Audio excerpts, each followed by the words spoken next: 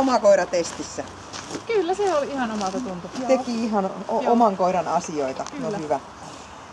Alright, eli lähdetään ihan tästä ensimmäisestä kohdasta liikkeelle, eli koiran toimintakyvystä. Kelkallahan me jouduttiin, se koki sitä aikamoista uhkaa siitä kelkasta ja me jouduttiin sitä auttamaan ja vähän riisumaan ja kaikkea muuta. Ja se niin kuin alentaa tavallaan sitä toimintakyvyn arviota. Sitten taas pimeässä huoneessa se toimi varsin reippaasti, eli sillä oli koko ajan touhu päällä.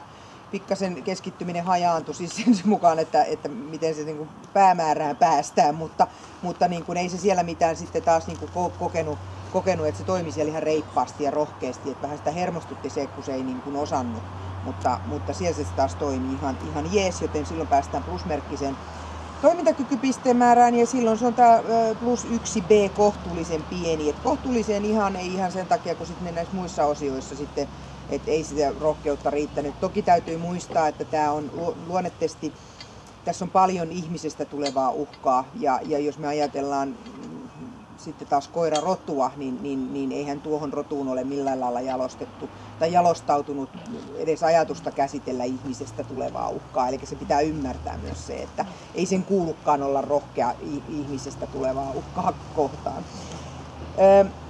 Mutta sitten kuitenkin terävyys, joka taas on erikoistestinä on toi seinä. Ja se on se koiran taipumus niin kuin aggressiivisesti puolustaa itseään.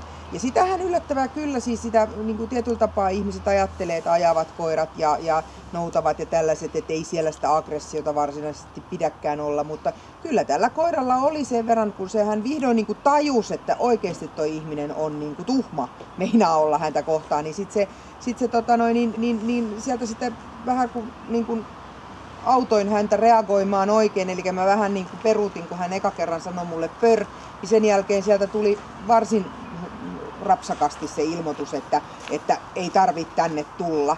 Mutta sitten tokihan se rohkeus sitten taas, että eihän se ole mikään maailman rohkein nalle tässäkään asiassa, niin sitten hän antoi periksi, mutta sillä lailla se itse reaktio oli aggressiivinen reaktio. Ja silloin se riittää tuohon kohtuullinen ilman jäljelle jäävää hyökkäyshalua. Että kyllä hän heti otti vastaan tämän mun tarjouspyynnön, että ollaan kavereita, niin se on kyllä helpottavaa kyllä sitten kuitenkin.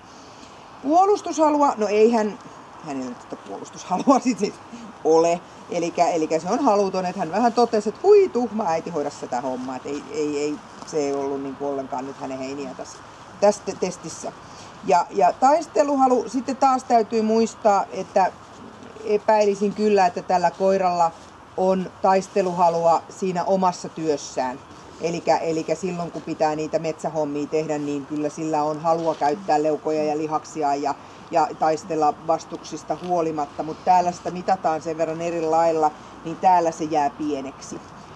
Eli taas täytyy muistaa, että ei ehkä kokkespanielin pidäkään ottaa puukapulasta kiinni niin kuin jonkun palveluskoiran ja taistella siitä hurjasti muristen, mutta niin kuin näillä näytöillä se jää pieneen arvosanaan. Hermoiltaan koira on ihan normaali hermoinen koira, eli +1A, hieman rauhaton, eli ottaa pikkusen eri paikoissa eri asteisesti kuormaa, mutta palautuu aina ihan normaalisti. Ja kuten huomaa nytkin, että ei koiralla ole mitään jäänyt kaivelemaan. Sen verran kuitenkin, että ei se ihan niin kuin kakkoseen riitä, eli tämä on niin sanotusti normaali hermoisen koiran tekemistä. Temperamentiltään koira on +1 erittäin vilkas. Eli huomaa, reagoi, joskus välillä vähän perhosiakin, eli pikkasen välillä keskittyminen hajaantuu. Mutta toisaalta taas täytyy muistaa, että varmasti tämmöisen koiran, kun on tämmöisestä metsästyskoirasta kysymys, niin pitääkin sitä vilkkautta omata. Eli sen pitääkin olla niin kuin aktiivinen ja välillä vähän jopa hyperaktiivinen, että se niin kuin jaksaa sitä duuniaan tehdä. Mutta silloin tässä se pöytäkirjassa se on +1 erittäin vilkas. Kovuudeltaan koira on hieman pehmeä, varmastikin epäilisin, en rotua sen vertaa enempää tunne, mutta epäilisin, että niin kuin pitääkin. Eli sen pitää olla vähän nöyrä, sen pitää vähän olla kuulolla, mutta ei niin paljon, että se aiheuttaisi sille mitään isoja jarruja. Eli muistaa kyllä asioita, mutta että tekee väistöliikkeitä ja tynnyri oli sille semmoinen, mitä se niin kuin eniten ehkä tuossa kelkan lisäksi mietti, mutta kyllä se sitten selvittää ne ihan omilla jaloillaan ja vähän äidin avulla.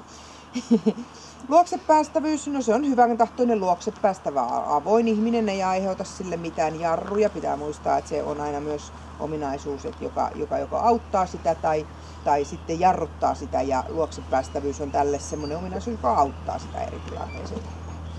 Laukauspelottomuus, se on laukausvarma koira, eli sen kanssa ei ole mitään ongelmaa. Joten tulokseksi saatiin plusmerkkisiä pisteitä 121 ja sitten 11 pistettä meni tuosta puolustushalusta ja taisteluhalusta, joten loppupisteet on 110.